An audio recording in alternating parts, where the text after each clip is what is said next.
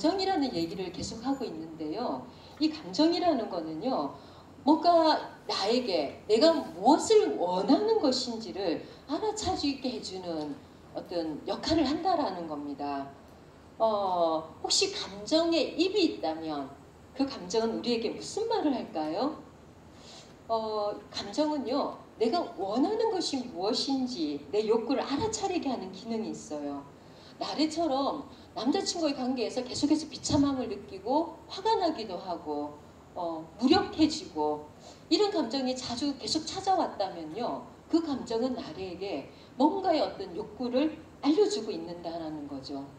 아마 나래에게 찾아온 감정은 내가 하나의 여자로서의 의미가 아니라 하나의 인간으로서 하나의 인격체로서 존중받고 싶다라는 이런 욕구가 자기 안에 있음을 알려주고 있지 않을까라는 생각이 듭니다. 여러분은요, 어떤 감정이 자주 찾아옵니까? 그 감정이 언제 찾아오나요? 그 감정이 입이 있다면 여러분에게 무슨 말을 할 것 같나요? 혹시 외로움을 자주 느끼시나요? 그 외로움이란 감정은 어찌 보면 내가 다른 사람들과 연결되고 싶다라는 것을 나에게 말해주는지도 몰라요. 요즘 자주 화가 나시나요?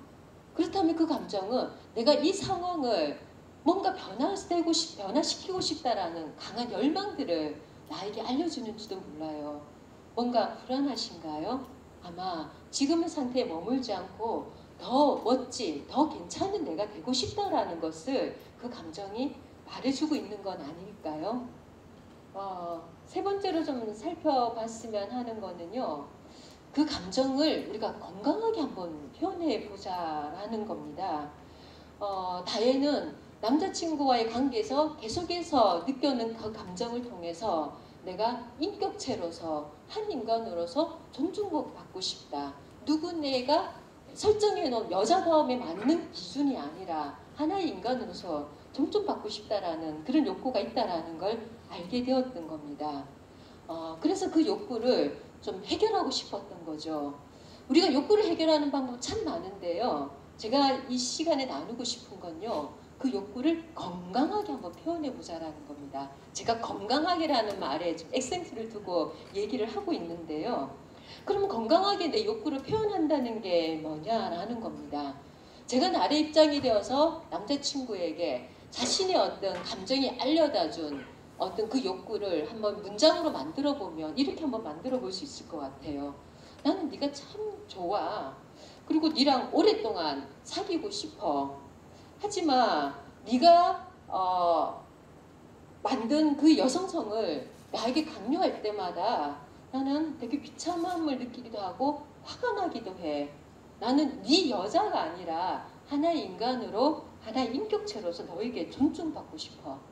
어떠세요? 제가 나의 입장이 되어갖고 나의 욕구를 건강하게 한번 표현해보는 걸 문장을 한번 만들어 본 겁니다.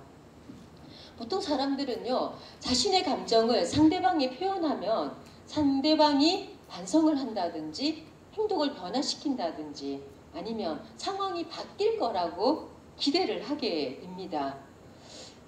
여기서 한번 생각해 봤으면 하는 거는요, 내 욕구를 표현한다라고 하는 이유나 목적이 상대의 변화를 요구하거나 상황이 변화되는 것에만 있다면요, 우리는 또 다른 상처를 받게 될 가능성이 많습니다.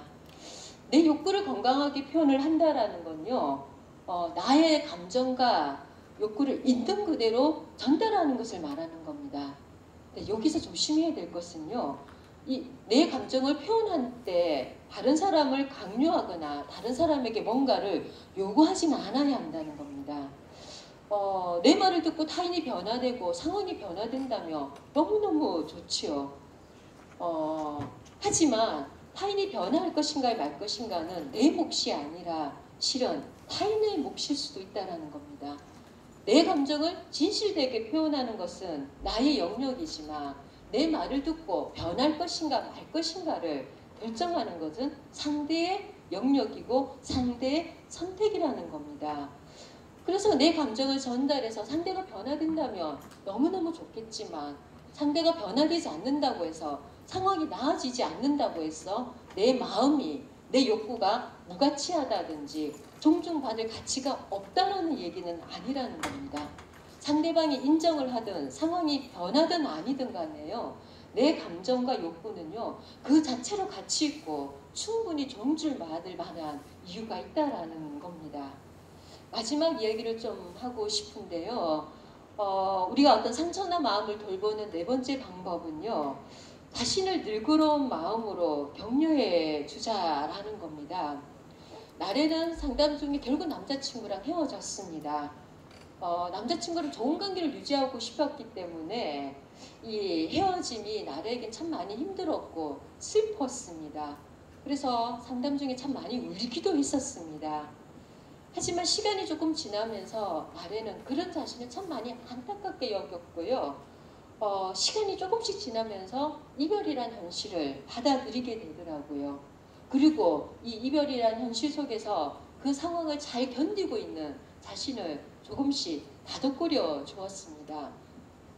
우리는 상처를 받았을 때요.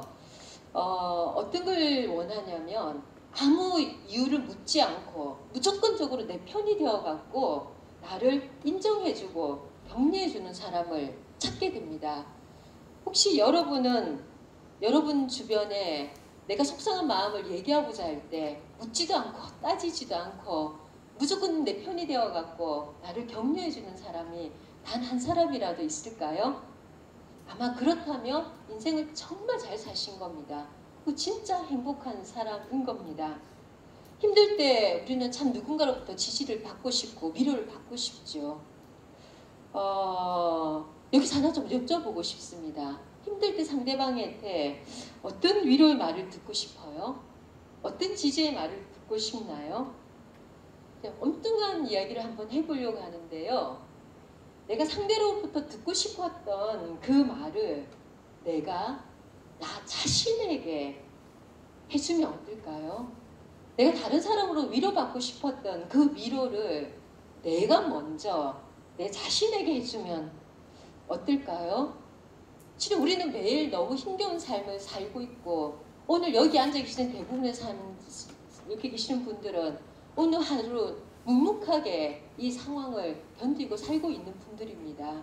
제가 상담이라는 일을 하다 보니까 제 주변에는 이 삶의 무게를 이기지 못하고 극단적인 선택을 하는 분들이 참 많이 있었습니다. 그런데 우리가 여기 앉아 있다라는 건 내 삶의 어떤 무게를 내가 견뎌내고 그 속에서 뭔가 현재에 머물지 않고 의미 있는 내일을 위해서 뭔가 가치로운 삶을 살기 위해서 나는 고군분투하면서 오늘도 살고 있다라는 겁니다. 그런 나를 다른 사람도 위로를 하겠지만요. 내 자신이 나를 한번 위로해보면 어떨까 싶습니다. 저희 상담 기법에는 나비포옹법이라는 게 있습니다.